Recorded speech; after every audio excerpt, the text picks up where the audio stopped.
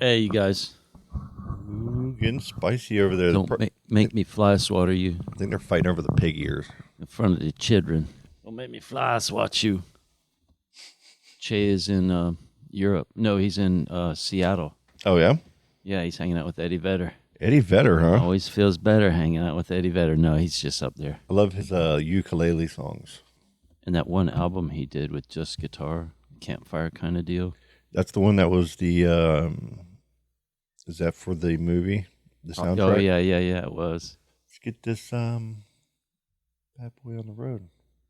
Listen to some low pressure T-Dog right in front of me. Greetings. He AI'd this whole song. The Morse code of AI. If you play it backwards. I told you we wrote this for a soundtrack for a film. Was it George Soros or something for one of his parties? It was somebody in the offices with like Carrot Top's lawyer. Morgan and Morgan? No, I was in For the people? Southwest Orlando, where the lawyers are. Yeah, the cabin holders.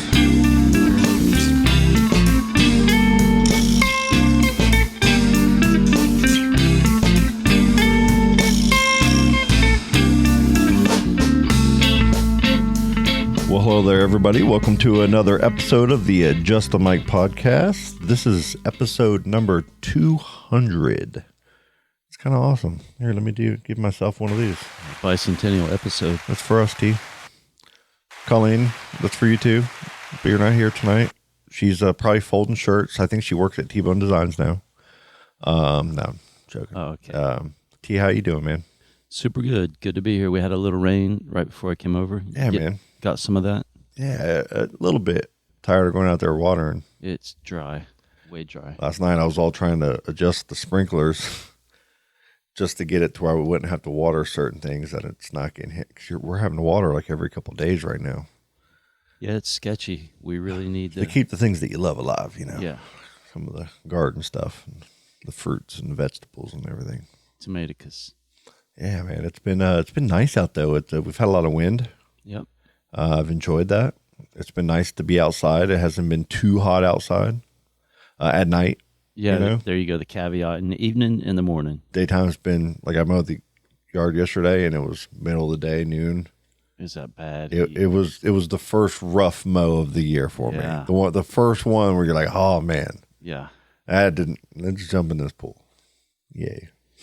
Yeah, we need the cycle to begin. You know that the wall of death that comes over from Orlando and douches us. Yeah, man. Douches us, huh? Yeah, we need it. It's like the Massingo. Yeah. Wow. I'm ready. Are you doing any rain dances at your place? Like when I was over there looking at your pond out back, it was bare bones. Yeah, I am. Like things are getting low. Things are getting a little gnarly. True. I've seen it lower, but I hope, like I keep saying, we hope the cycle begins. But I've been watching some little ponds that hardly ever dry up, and a lot of birds of prey are posting up and using it to be like, oh man, I'm gonna just eat everything around here. Have you had any Lake Mead incidences where like maybe you found like a car or a body, in a container in like sunken or anything cool, any treasure?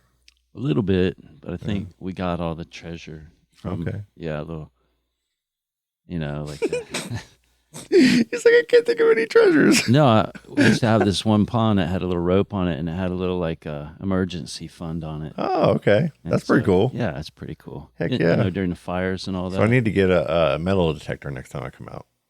Yeah, there ain't no more like that because they got silted in. And well, I have that rope with the magnet on it, right? I got that. I gave that to you, right? Yeah, I'm feeling like we need a Haas magnet, like a Whopper. I'm looking for a treasure chest of gold, maybe. Do you have like a safe down there that we don't know of, like an old whoever you guys got the property from like years ago before? There's some old wise tale of some badass treasure just Well, there's the hidden back dump. there. It's a dump. It used to be the dump for Mims, one of Oh, them. really? They go out on, yeah, like, you know how there's that little dike? Yeah. Kind of there was like the outskirts of town, and you drive out on that little spit of land. So I poke around there, and I get an archaeological dig once in a while, and I That's pretty pull cool. up some old cool glass and bottles. Really? Yeah. That's really, I'd actually want to do that with you sometime. It's weirdly fun. I think, you know, I like finding stuff in the woods, and I got like maybe I got like a sense of where things might be. I watched this debate on Joe Rogan, and it was the dude who did on Netflix. He did a book called something supernatural. He's all about the what do they call it? The monolithic Graham Hancock. Yeah. He had fingerprints of the gods or something, and then he had like some other supernatural something book that he wrote. I read one of them. Yeah, there's part of a it on an audio book. Maybe not. Flights of Fancy, maybe not. I think he's trying to tell like the archaeologists and the people that are kind of, you know, we were hunter-gatherer. What if, you know, we weren't? What if we were a more modern society? And he's trying to show examples just to get them to change their opinion a little bit, or just say absolutely, you know, Maybe. there could be, it's all he's asking for, kind of. And for, you know, intellectuals, you know, amongst the world, I guess, I mean, we've seen Oppenheimer, and we've seen all these, you know, movies that are coming out now, and how if you're an intelligent person, you're, you know, people that don't understand are going to scrutinize you, and then other people that are intelligent people that are going, you know, trying to reach the same goal are going to do everything. Did you mean like scapegoat? Totally. Yeah, they're going to do everything they can to you know what I mean. Knock you down. Yeah, it's a tough way to be. I like though that he's throwing some different perspectives out. You know, maybe. Yeah, it's true. I kind of like I think it's more entertainment for me. I'm not like, I don't have any, you know, hopes one way or the other. Yeah, it's just but cool it's interesting. So like doing an archaeological, that's what I'm thinking about right now. I'm like, oh, dude, they found all kinds of cool shit. Yeah, be awesome. Yeah, we're gonna go to the bottom of an ocean, like a little thing that a billionaire built to go to the Titanic or anything. Yeah, there's supposed to be a bunch of gold that the Indians found, you know, wrecked on the beach and took it inland, and not all of it was recovered. So you could get lucky anywhere. That's a good spot too, because when water comes in and stuff, and the water level's raised, there's probably like a little bit of a settling field, maybe. Yeah, I can't wait to get one of them, a nice metal detector. Dude, get down on it. What we need is one of those LiDAR things. We need to call Graham Hancock, talk to his people, tell him, we believe your cause, bro.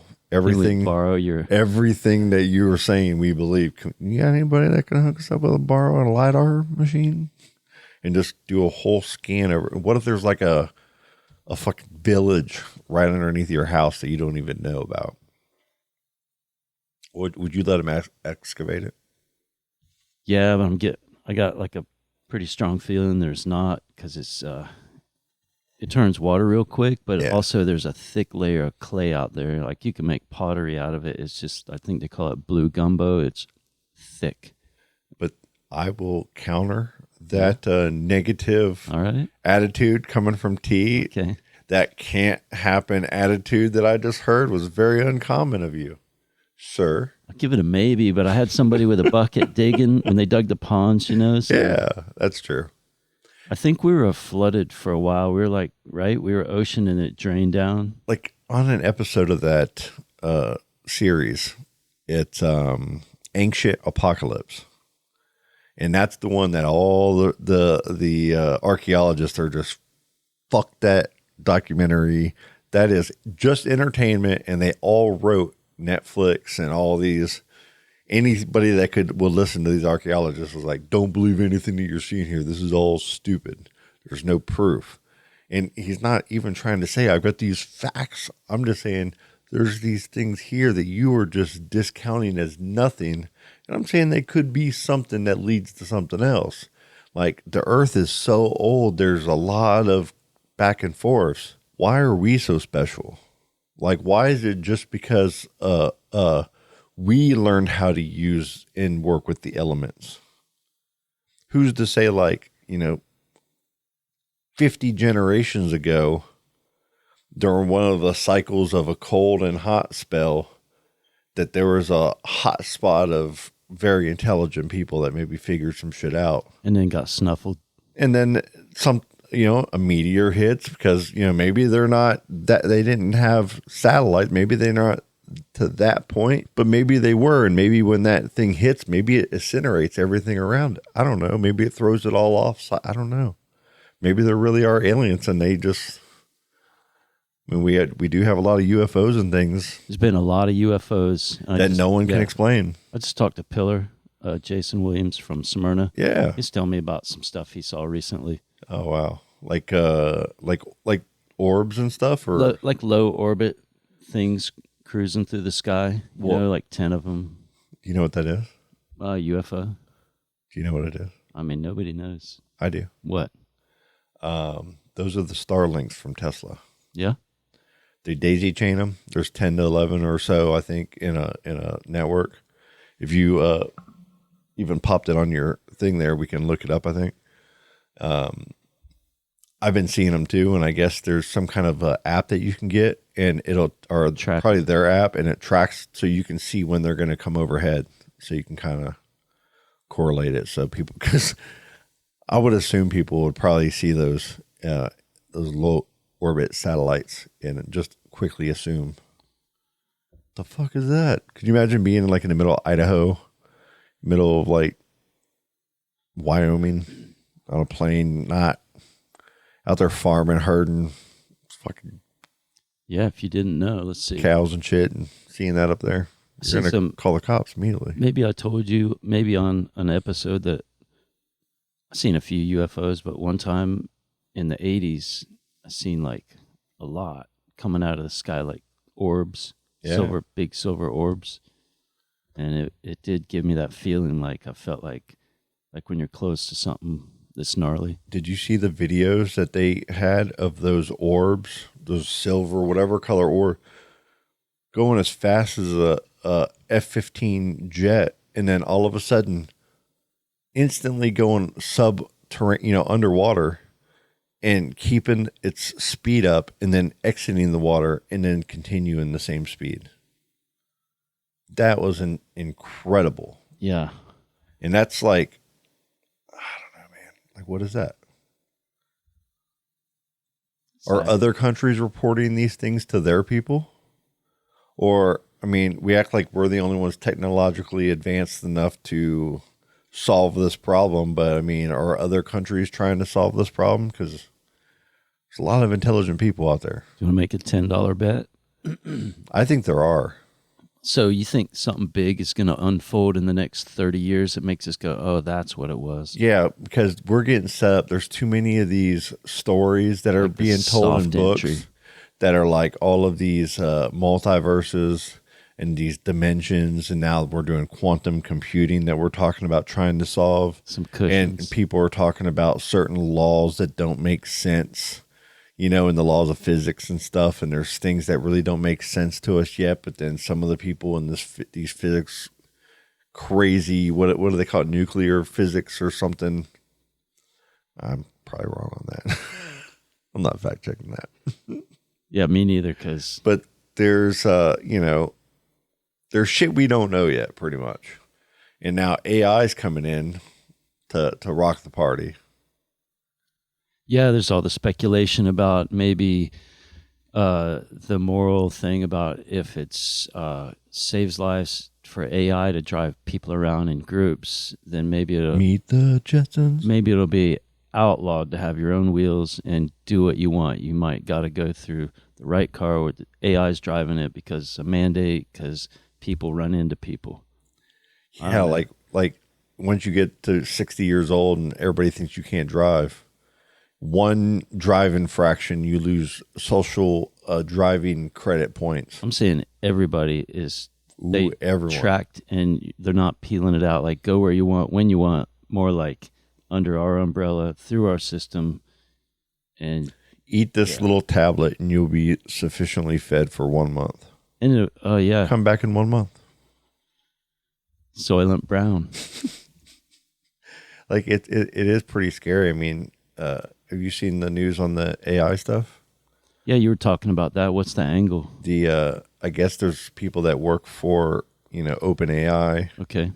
and they're trying to sound alarm bells that there's not much oversight in the growing of these AI technologies that we are releasing, which, they're algorithms, right? Like it's a very, very, very good algorithm that learns and it's bringing all this data. Like, see, that's the thing.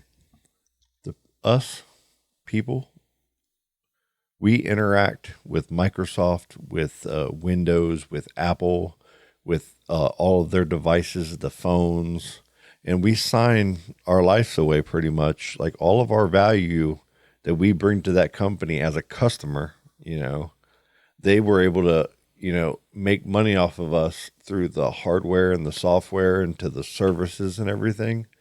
But people didn't realize the value that we were just giving away and trading for that item and that technology and that fun and that, so we could play that game or talk to our friend or send them a photo.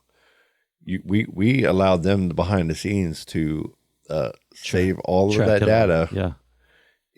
Through all of everything that we sign away and use it to create these super mega awesome algorithms that they're using right now. And they're, leveling them up at a very fast pace. And it's insane. I love it. Trust, I'm not trying to stop. Like, I think it's awesome. It can't stop. But I don't think it can. I think it's impossible to. And people that, like, it's almost in a way like even politics work that way in a bit. You have like a group of people that say, we got to go. And then you have people saying, we have it really good the way we had it. Like, let's go back a little bit or slow down. Let's be more safe about this. And they were like, oh, let's go, So you have two mindsets just in maybe, I'm sure there's a lot more mindsets, but in humanity, those are the two leading. Yeah, it's like a polarized version. Yep. And it goes the same thing with all of this stuff. You have people fear change at different magnitudes. And it's like, what do you do? Like, if you don't, they are. And a lot of other people, like, either we're being marketed in the craziest way that all these other countries aren't trying to do what we're being told they're trying to do. I don't know, man. We're particles. I feel like we got to do it. Yeah. But we're having fun. Yeah, and anything can change at any time, right? Yeah, it's fun. I enjoy it. Buy our NFTs, galacticgrams.com. How many do we got now? The 8? Caniverse. I think we have 8 of them right now. Yeah. Leda was with the last Leda, one. Yeah. And then we have another one in the works that's getting close. Fanger. Yeah. I always, for the listeners, we had a few years back, we've talked about it a little bit at last 4 or 5 episodes. I think we brought it up. Group endeavor. Everything was going crazy. This is when we made money on Shiba Inus. Bitcoin was getting kind of crazy. Coinbase came out as a publicly traded company on the stock market.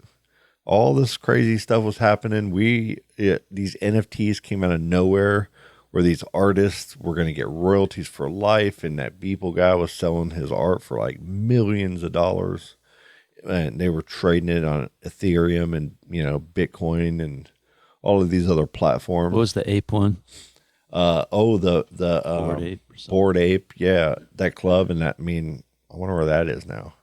Those things were going for hundreds of thousands of dollars a piece. So we're sitting there like, we need to do weed collectibles and make them really cool. And they're like a digital card. And just like you'd get a baseball card or a Garbage Pail Kid was like a really good thing because you wanted to put attributes, or a Pokemon card, you want to get all the attributes of that card. And it's a collectible and it's digital, and you can, VR headsets are coming out, and people are going to be going shopping in VR malls, and they're going to be buying VR ice cream, and then some kind of frozen ice cream service is going to drop it off or drop it out of a drone into your hand immediately. I mean, all of these future things are like, they're trying to come up with smell technology, and I'm sure that's already out there that I don't know about. in a way to have a VR experience to where maybe like this Apple Vision stuff is amazing. Some of the visuals that you get to experience, like even in the sports arenas where you're like right on the court in a basketball game, and you really feel like, imagine getting a sense of the smell of that atmosphere as well with that VR headset on your couch or in your bedroom or in some kind of crazy haptic suit. Like Ready Player One, man. Yeah. Like, it's happening, man. It's crazy. There's such a spectrum to where like people need to be out, like getting off of technology and farming more and growing your own food and being outdoors. And so there's that pull to life and figuring out how to have a better carbon footprint and how to, live in the best, healthiest way for yourself to have less cancer and less, illnesses and sicknesses, right? But then you have VR OnlyFans, where you're going to be able to do any kind of weird, crazy thing you want with a headset on in a bathroom or a floor. I remember an old sci-fi flick like that. It was where you could experience somebody else's senses from a moment. Maybe it was a good moment, but maybe it was a bad one. But you could put it on loop. Wow! Pretty much go like an old 70s movie type of thing, or 70s, 80s. Heck yeah, man! Yeah, it's I don't know. It's a crazy thing to think about. Yeah, it's a lot. It's we live in a time of technology, and it's pretty bitchin'. It's pretty cool. I'm glad that I can go see the dentist. Yeah. I went and saw Dr. Is it Denson? Oh, yeah. He's right next door to her. Yeah, he's really chill. Office. I've met him. I think it was him and his wife were at our Christmas party. Cool. Dinner. They're friends with the owner of our company. So I'm fixing to forget this. I'm going to throw out there because I was trying to chime it out there last week. So with the weird weather we've been getting, the extra dry and extra hot, noticed that the brown thrashers, the birds that look like a kind of like a road runner or a mockingbird, and they do thrash. They get under the bushes, but the brown thrashers usually boogie by now, and they're kind of hanging out. Oh. And what else I see? I've seen the roseate spoonbills. Okay. At some of the water holes that are drying up and have like a bunch of like 2-inch water. So there's a lot of cool birds to see right now. I've out front we've kind of been putting some bird seed out and some sunflower seeds to try to get some birds in. And between the squirrels and birds, we've been getting cardinals. So we have a mating pair, and we'll see them in the back. And then they'll come out and they'll get up to the front tree, and then they'll fight the squirrels for as much bird feed as they can get. Then they take off and they run over to this oak tree, and they're just hanging. First time we've ever seen them. There's a pair of hawks, big hawks, mating in the big pine out back. And there's got this big dense area. I know they're nesting in there somewhere because I can always see them going back. Then you have at your house right now 2 owls. Yeah. A baby, like a juvenile. Yeah, and it was like had a little sound.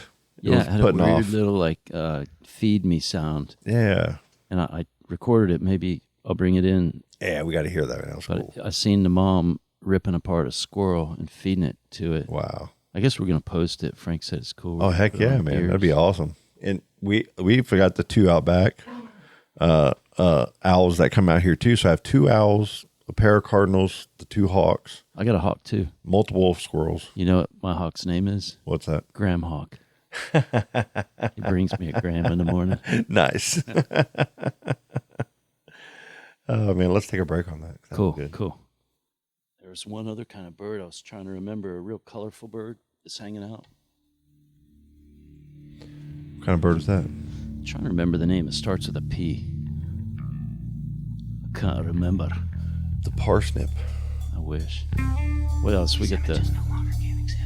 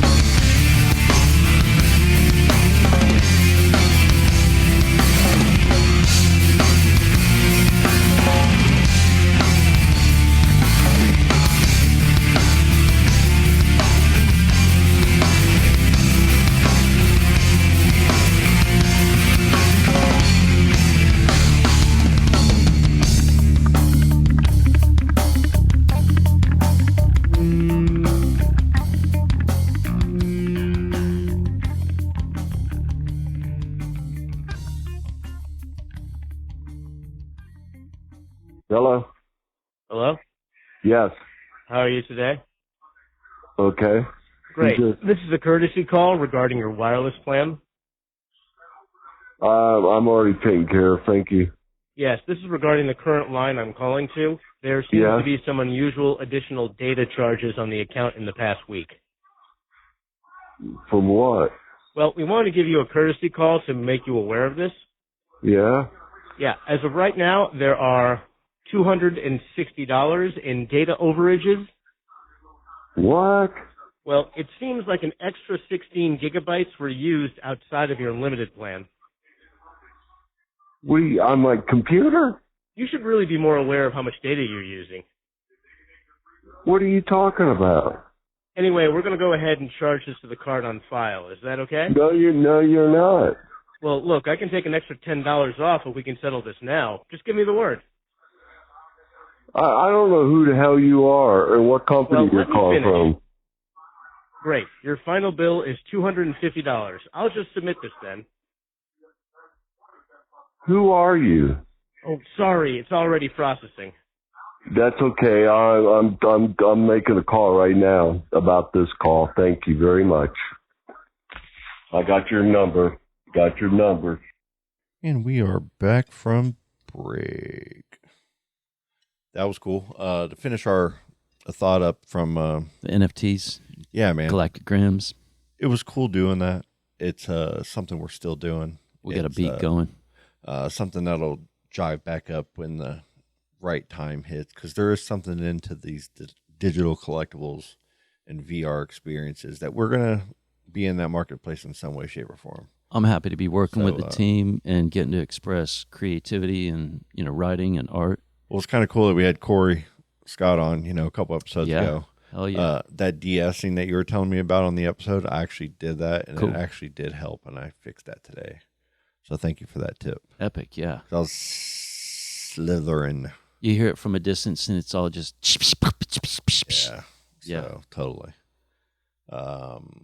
Corey's awesome. He's got that studio he's setting up. I drove by the other day and I didn't see it, but I thought I think that was his truck outside. I can't wait to check So Corey. we're going to have to go in there and give him a hard time. Yeah. He's going to be ready for the next NFTs. What was cool that I thought about it was the canvas. He's painting these cool flowers and things on canvas that we were scanning in, and then turn it. Monica's awesome with Adobe and everything, and turn it into those NFTs. Little showcase. Yeah, with the little card that moved. Remember when we got the videos when we first saw it? Remember that, dude? Yeah, We were yeah. so excited. That was so awesome to see that thing. It looks rad. Yeah. It really does, man. That was Shuttlebud, Yep. first one. And then you had these awesome little stories, and I still feel like we got it. And it felt like we're so close to it could be a game as well, Like you could almost turn this thing into a game, like a mining or a farming game on galaxies. And then that wax blockchain that we picked is heavy into the games. And they got the tops and they got all the Funko Pop. All of those collectible kind of things are within that. We're whitelisted, so we're verified, within that collectible set. We just needed to get It's homesteading, dive back up. farming, sci-fi. Totally. Yeah. And a parallel story here and there. Yeah, it's very cool, man. I'm going to pass the mic on to you for a bit, and you're going to tell us about this awesome surf competition. And the Marks girl you were saying, she's a world champ? Caroline Marks, yeah, world champ. She's from Florida, Melbourne, Florida. CT did a mountain of developmental coaching with her, and she went right to the tour. She's killing it. And so He took her Wi-Fi. He stole her Wi-Fi. Say it again. CT stole her Wi-Fi. How so? Remember the prank call? Oh, yeah, that's right. Yeah. So, tell us about this. So the WSL, World Surf League, they just had a big important contest in Tahiti at one of the most dangerous and challenging and awesome waves in the world. There in Tahiti, And so it's all a bunch of life or death, don't get injured and do Is it a reef break? Yeah, it's a reef break. It goes from it's a left, and it goes from really, really deep water to you'll probably hit if you wipe out. So it's super shallow, but it's super thick, and the wave is like getting a couple Olympic swimming pools dumped on you if you wipe out wrong. And just lots of people get hurt, people die, and it's a nail biter for everybody. So now on the other side of that, the next contest, which already began, it's in El Salvador at a long, mellow cobblestone reef where they just get to do high performance surfing and really fun. And they're catching great waves and great weather. And that I was telling Scott that I think El Salvador is real committed to surf tourism, and they call their capital there Libertad Surf City, and they're catering this contest, and it's a great place to have a contest and see, man, right? I mean, those waves are what, head high? Yeah, there's some sets though. That's Tatiana, and that's radical. The women surfing's come so far. And that wave, is it a steeper wave, or like Play Linda's got a very steep wave, right? Yeah, sometimes, yeah. Not all compared to like Coco and all that, yeah. Compared to Coco, how is this as one far here? as a wave? Is it a flat, like a steep wave, or is it like just an easy Cocoa Beach, just kind of just push it along? The El Salvador one is like, it's got plenty of juice, but it's real user friendly, so they can. So you can actually put on a show. That's what you're looking at, high performance. Instead of save your own life, going through a giant barrel. This is you might get a barrel, but you'll be doing turns and trying to. I mean, I think that's a good perspective for maybe a casual fan, or maybe someone that isn't a fan of surfing, to understand it. And it's kind of like racing. You have certain tracks that are very user friendly. Some are good to view. Some are good to be there live at. Some are better to watch on TV. Some are better. Some are faster. Some, every driver maybe has a style that he excels in. So he might win this race a lot, but he doesn't win any of the others. It's kind of maybe similar in the surfing realm, maybe. Yeah, there's a bunch of different little factors that make it fun for a fan like myself. But just how early are we in this surf competition game worldwide? Mid-year. The cut, they call it the cut, the one that's super critical, has already happened. It went down after Margaret River in Australia, and everybody that made the cut, went on to the life or death thing in Tahiti. And then they get to do this one, and they're going to end it in California. The ending is a little bit controversial, because it used to be that back in the day, it ends at death or glory at Pipeline. It's the end of the year, you're going all out. But now Pipeline is early, and it feels a little bit anticlimactic to see, the way they end it and the way they choose the winner. It's kind of like 5 people at the very end get to do a surf off, at the most user-friendly fun wave there is in Cali. So it's a little bit. So it might actually promote a It's a fun big party. surfer rather than maybe. No, everybody that makes it there is super gnarly, but they're not at Pipe doing a life or death. They're just Yahoo. Let's rip the crap out of this wave and figure out who's the winner between us. But it's a different format, and whole thing's evolving. That's interesting, because maybe in that easier user friendly format, maybe you get the best of all your surfers. So maybe it puts on a better all-arounder experience for a fan to watch. Well, if you watch the whole year, you see all of them are competent in gnarly waves and playful waves, but some people have. How do you best watch all of these? Go to WSL. And WSL.com, or on your phone, can you just download the app? Yeah, and they'll let you know when it's on, and you can watch all these. You sent my daughter and I a link to the app a while back, and we downloaded it. It's free. And it has surfing on it all the time, and then it has a history of all of the competitions that it's shown. So you can go back in time and rewatch all these competitions in your own time. You don't have to watch them all live. You can watch them live if you can, or you can go back. And I thought that was kind of cool, because it's a marketing play that they're making, right? They're saying we need to get surfing in front of as many people as possible. it's a pain in the butt figuring out navigating these all of these like Netflix versus Paramount versus Max, because they're all trying to offer live TV services and channels. Hey, guys, getting gnarly with each other over there. It's cool because Blue and Loki have been trying to they're fighting about pretty a toy. hard. Totally about, and it's about Loki's squirrel that she has. Blue keeps Lori sent me a message the other day. She goes, "Wait till you get home. You got to see on his little love sack over there. Blue likes to lay on that by himself. All of the pig ears that I gave each dog one, they were all on his area. He's went and collected all of them. Oh, that's what that over is. there. So he is a little greedy little butthead. Yeah. And Loki's the boss. He's going to even Steven. Yep. Now she's over here with me, holding her, putting her head away from him so she has her toy. And he's a tiny little thing.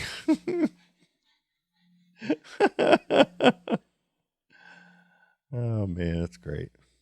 So this contest is on in our time zone. So you're right. If it's some of the other contests that happen at night while you can't watch it, you can go back and watch them.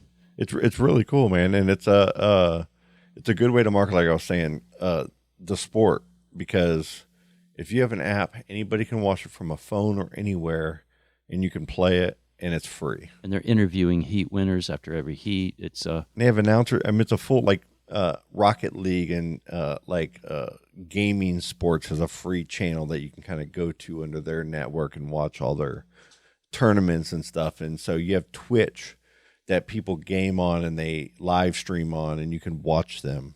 It's important to be able to have the attention of a fan to watch surfing. If you're live, that's one thing, but you're trying to create a marketplace that pays these surfers enough money. Like in basketball, they just got $70 billion for the next TV deal. So the average NBA player maybe made, $1 or $2 to $3 million as a vet minimum, or a regular player, like a low end, some probably less than $1 million even, to where now the average player, they could get up to $10 million a year just because TVs are fighting over who gets to play it on their network, the sport. It's insane how much money. And gambling is now allowed in sports too. So surfing, I mean, it's worldwide. There's a lot of people surfing now. There's waves everywhere. Yeah. And a lot of them are still being discovered. So a lot of them haven't been, hey, does our format work in a tournament at this break? There's a lot of that hasn't happened yet. So I feel like everything is at such an infant level, an early stage. Like surfing's been lifelong, but the professional part of it, what is it? Am I wrong in saying 30 years? Well, there's people that made a living with their name back in the 50s and 60s as well, selling like Greg Knowles surfboards, whatever. But yeah, branding, the whole deal. But it's been around for a minute, and I was, of course, there in the 80s when it was just maxed out with so much money and so much sales, especially here in Florida. Billabong, O'Neill, all these big companies back then were just all popping up out of nowhere. It was different. It was a time. That was it was hot. Glutton times. Yeah. Wow. I remember there was so many, I might have said this before, but in Playland, surf shop, I worked there, and Keith Lyerly was the boss, and he showed me the ropes and how to do what, run the deal. And I remember we had so much inventory that, the shirts on the hangers, I could barely wedge my hand in between them. They're so tight, but we would sell them all. Wow. It was nutty. That is wild. And now, we don't really got a core shop. I mean, not really. Yeah. What? Some places, Smyrna, Cocoa Beach, they got what we have now is it was a beach wave. That's super gay. And now it's a surf, but have you been in there? No, has it changed? I want to go in there with you one It time. looks like one of them Ron John, Nick's to Ron John Yep. with the glass, and they sell cheap towels. So and stuff. here's yes and no. Yes, 100%. But here's what's happened: is all of those beach waves in Cocoa Beach a few years back. Yeah. An innovator went in and just got like Hey Dudes, got O'Neill, got Like a makeover. name brand things Okay. to put in there, and so actually some really good things Cool. to mix in with some of the junk. So instead of having like a whole huge Just store tourist full stuff. of junk, there's a little section of Okay. junk, and now there's a lot of name brand things. Like they have their little section of they have a lot of T-shirts and actually not too bad, not too Cool. bad. Actually, we go in there and kind of enjoy it now. I didn't mean to diss them. It just You looks get like the 4 Ocean bracelets in there now, and they it's have like Myrtle Beach. Yeah, they have Oakley's in there, and they have like all the hot, cool. eyeglass, They brands. sell wax. Yep, all that stuff. So I mean, for a drive by, the people in there are real nice. Okay. I've been in there maybe 4 or 5 times now. Can you get on the roof? I've never asked, but yeah, it does That'd be a have cool view. There is a roof access for watching shuttle launches and stuff. I think they're supposed to turn it into something. Maybe it is something. I don't know. Do you remember when there wasn't buildings there and it was a bay? Yeah, that's when remember my T-shirt print day. Yeah. It was cool working downtown there because that little Baldwin shopping plaza, there was so much history there. But then right across the street, it was McCotter Ford. And I work with Maddie now, and she was on the podcast earlier. But I remember going there and seeing all the cars and everything all fenced in and stuff, and then torn down. And then I think it was Louis Infronio owned the property. I don't know if he donated it to the city or did a tax thing. I don't know what happened there, but something did when I was working at Tbone. And the Burger King over there has been replaced how many times now? Third one. Lots going on over there. Yeah, a lot going on. Titusville's growing. Yeah, I don't know anything about this, but just still, I was seeing some kind of post where I guess like they have a really good relationship with the city, and going there and talking, and they have this good back and forth. Oh, about the outflow there? Yeah, just everything. But I guess like some Brevard commissioners like kicked them all out and made a whole scene out of it and everything. Kicked who out? She got kicked out? I don't think it was her per se. I know she was there and videoing and stuff, but some people were just trying to speak their mind, and whoever was leading the commissioner meeting was like not letting them talk. And yeah. So I guess like there's some like little gnarly stuff going on there. I hope things get better. I feel like that river, I want to see it clean enough to where if you did swim in it, you ain't got to be like it's nasty, or maybe you could eat a fish from it. I'd love to see that happen. With all of these seagrass plans to install in the clams, I know they've done clams in a number of locations and they've seen growth. That's what it is. The grass beds aren't around like they used to be. Yep. And especially at the north end where it all starts, it is so stagnant. And I may have mentioned this before, all those little spits of land that lets us build shorter bridges across the river, they all dampen wave energy. And before all those, it was a lot of sloshing and moving around, the wind's blowing it back and forth. But now it's just so still, and it smells like bad sometimes, right? Oh yeah, I remember smelling a lot worse years ago because you get all those seagrass beds whenever they the grass would die and stuff. You'd smell it bad, but there's no grass to die to smell that grass anymore, so you don't get it the same way It's that a you different did. funk. But it's still dead. I remember as a kid, driving to Play Linda with my dad, but instead of going to get bait at the bait shop, and shrimp and everything, we had a clammer, a sand flea rake, and we had this, Out there by Dummit. and then right when you the little tiny bridge that you go over before you go over the Max Causeway Bridge. Oh yeah. That little tiny little Yep. bridge that now you can kind of drive when you're going over to eat there. You can kind of be right.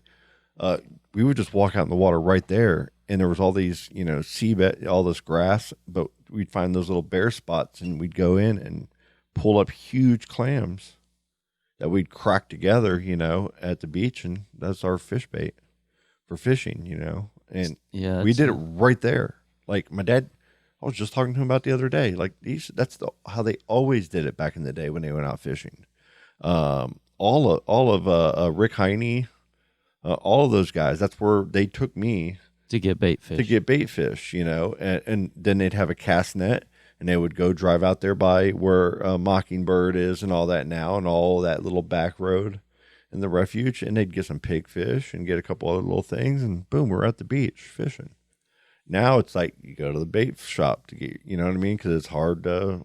There's not a lot of things. So let's go like finger mullet. Remember, finger mullet were everywhere. Let's go all the way back to when they raped the grape, and our river was chock full of all kind of fish, even like sea trout were nonstop.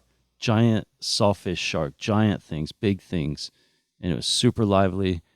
And they overfished it, and somebody made a bunch of money, and now it's like it needs to rebound.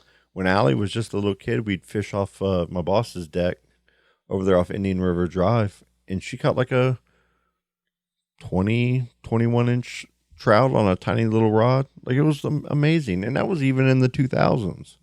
Like, there's fish there, but it just needs to be explosively full of life. And now they have a big. Do you know much about the plan that they have put in place? Who? The city and Stell Bailey, and I guess she really touted it as a good plan. Help me out. I don't want to put words in her mouth and say that, but I just remember seeing her talking like, "Hey, this is a start, and this is something that we need."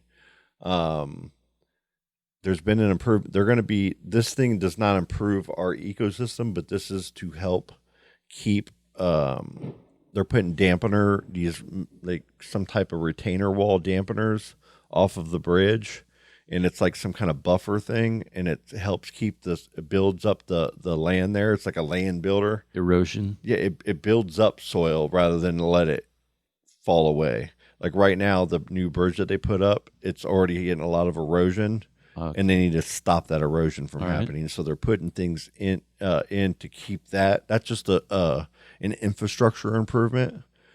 Is going to be the first stage of this big thing, but then they're doing like $1 million something of seagrass. I like that. And then they're doing. There's been a project going around here for a while with putting clams back into our waters. And over the last few years, they've actually, like, one seabed, let's say it's like one little mound. When they've come back the following year and the year after, it's doubled and tripled in size. So it's actually expanding. So it's been promising. So they've been doing a lot more of this. So I guess there's going to be like 2 or 3 or 4, I don't know how many stages, but that's going to happen. And it's all been approved, and it's all cleared, and it's all, here we go. And I think a lot of these things will be done by the end of 2026, if I was not mistaken. That's wonderful to hear. So it was a little like, and then now we know what's going on down in Okeechobee. There's a huge thing in place where they're redirecting, like pretty much back. I don't know what year. I don't want to butcher that, but there's, when they diverted all of that water down there and they started pushing everything towards Okeechobee and then over to the river, they redirected the water away from just decimated the seagrass beds and everything. And got the algae blooms and going. All the algae, which is a big problem with our river. Nitrogen. And how we've had all of our fish kills and everything, and all of our seagrass dies because of all that sugar, excrement and extra things that pollute our water that we golf course lawn care that just chemicals get let out. Well, that's all being fixed and changed, and it's already in the process of happening right now. And a lot of people are touting it as a very good plan of fixing what they did wrong down there. And I'm not trying to be a promoter of it, like this is an amazing thing, but it needs to happen. Good, and if it is what they say it is, and I guess they have like the lead person is one of these ecologist scientist guys that is like, they're actually listening to us, and doing it the right way. So we'll see. So there's some promising things that are happening in Florida with the extra money that's been coming here, through all the people moving here. Like, we've been a very big market. And I hope somebody that just moved here and don't know, I hope they hear us say, don't go fast on all the little roads like 46 and 44, because, man, people are dying. A lot of impatient people nowadays. And, yeah, we got some road rage out west where Volusia County and Brevard County meet, like people trying to do the suicide pass and getting upset because people aren't wanting to. I see it happen all the time. It's insane. I don't go over 50 on them little roads, because when I was young, I sped. Easy way I to drove die. fast. I got tickets. I had to go take the class. I don't want to do that anymore. I don't need to haul ass and get on somebody's ass like 2 feet from them and get. That's what that road rage was all about.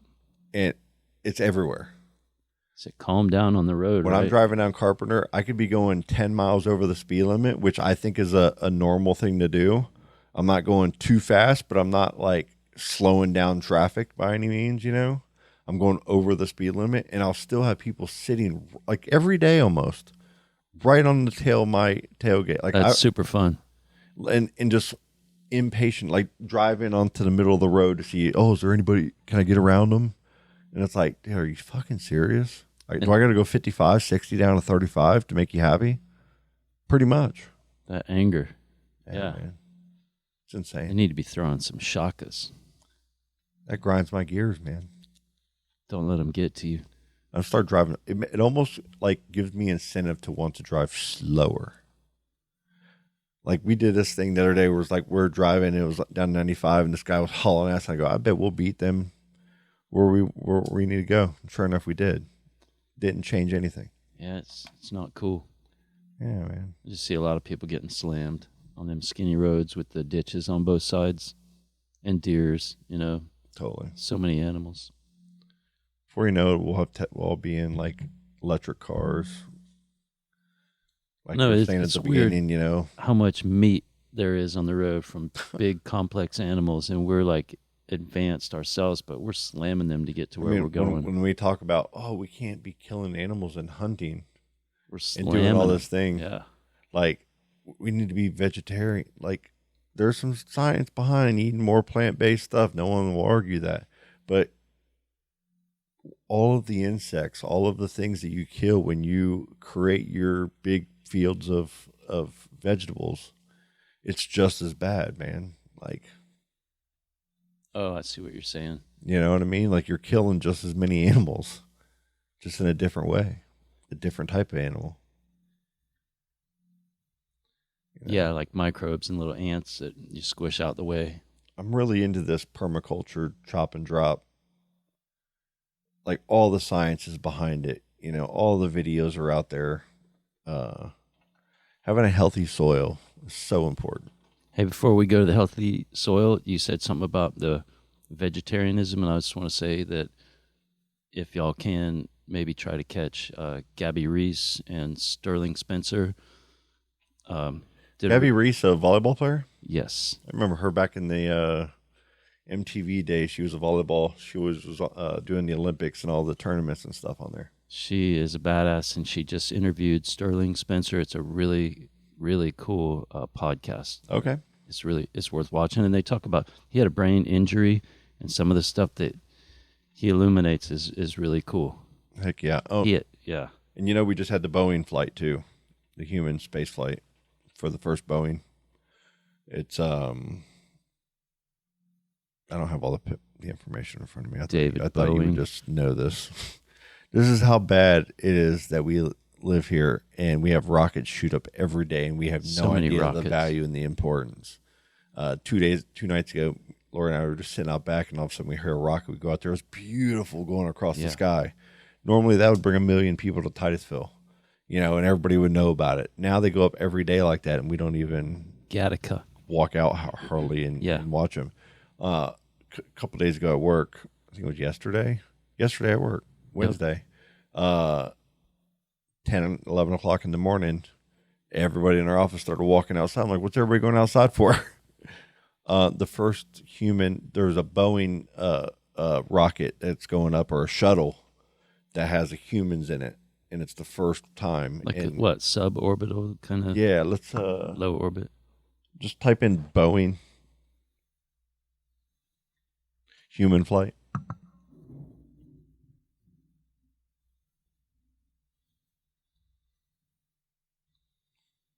See that on the top there? Or you can go down to a... There you go. After 7 years of delays, Boeing launches its first human space flight. Scroll down. The Atlas V rocket. Starliner capsule. Heading to the space station. And it's like a test journey to the space station. Because I think it's normally going to have like a 7 people, but I think this one has like less or something like that. And then they're going to do one to the moon in 2026. I think that's what they're trying to build to. Down the bottom here, a lunar variant. And I think this was a big deal for Boeing, obviously, with all the garbage that they're going through. If they would have failed on this or hurt anybody on this, the company would have been free falling. They got the big building over there at by the river, over there by the new motel. Yep. Don't know anything about any of their work, man, because you will not end up okay. 2 people that are all that whistleblowing. All the whistleblowing. Those guys are ending up not alive anymore. Ooh, I think 2 of them now. 2 so far. Last like month, 2 months. That's heavy. They're a great company. They're awesome. They've been around forever. So what you got going on this weekend, man? This weekend, I'll probably wire the studio. Mm-hmm. Nice. And I got to wipe the computers, and we're going to get the going. Getting it just completely re-going, huh? Restarted? Yeah. Yeah, after I finish. Just wipe them all out. I got going, yeah. Heck yeah, man. That's going to be nice. And we had some of the bands. It was Quill and the whole group. Yeah, they're great. They were over, and we're eating Kelsey's, so they started riffing, and they wrote this little theme song up. We've been wanting to play that for about a month now. We've talked about it. So whenever future episode, we need to. Yeah. What was it called again? What? The song? Oh, I don't know. It's like it's about Kelsey's Pizza. Oh, you have a Kelsey's Pizza song? Yeah, it's a short. They made it. What was the other song that we didn't get to play that y'all did? Oh, real fun. Yeah, the Rumpus. Rumpus. Yeah. See, yeah. We got to get that out there too. I need to get that. Yeah. Heck yeah. Well, let's call it a night. Okay, your dog does not like thunder. It's shaking, huh? He wants attention, and he probably needs to go out to use the bathroom, and it's raining now, so he's all, when he comes to you like that, he's like, I need to go outside. So It's just one of those things. That's why I was kind of... So we clamping it up? You going to catch a basketball game? Yeah. NBA Finals tonight. Perfect. Game 1, Boston versus Dallas. I'm picking Dallas in 6 games. Okay. That's what's going to happen. It's a fact. I'm going to put something out there. I'm going to say thank you to you and Colleen for bringing tea to do this. Thank you for doing this, man. It's my pleasure. It's been a really cool, fun experience that will continue. The downloads have been fantastic. A lot of good guests. You're bringing so many good guests in, and we're having really good long format conversations. Especially, I love having Che on, man. Same. It's just shout out to Che. It's fun. I know he's over in Spain right now. Seattle. Is he in Seattle right now? Then he's gonna. Then it's over Spain. Yeah. Okay. He's loving it. So he's over there. It's probably raining. He's probably he's in paradise. He's loving coffee, reading a book, hiking through a mountain. Yeah. So wow. Maybe also put out there a thank you to, like you said, everybody that's listened, from Scott and T and Colleen. Man. It's been just awesome. Thank you guys for listening to us. We just sit in here and we just riff and talk a lot, and we put it all together and go, here you go. I love all the conversations that we're cataloging within doing this. More to come. Indeed. All right, y'all.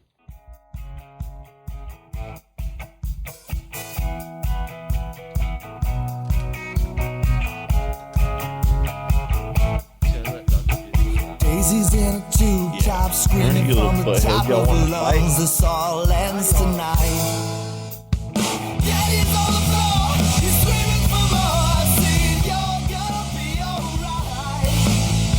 Daisies in a tube top screaming from the top of her lungs. This all ends tonight. Daddy's on the floor, he's screaming for more. Saying you're gonna be alright.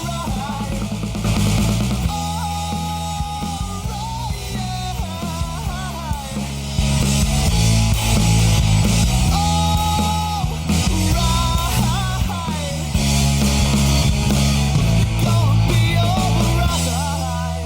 That's just killer. Oh, dude, that was awesome.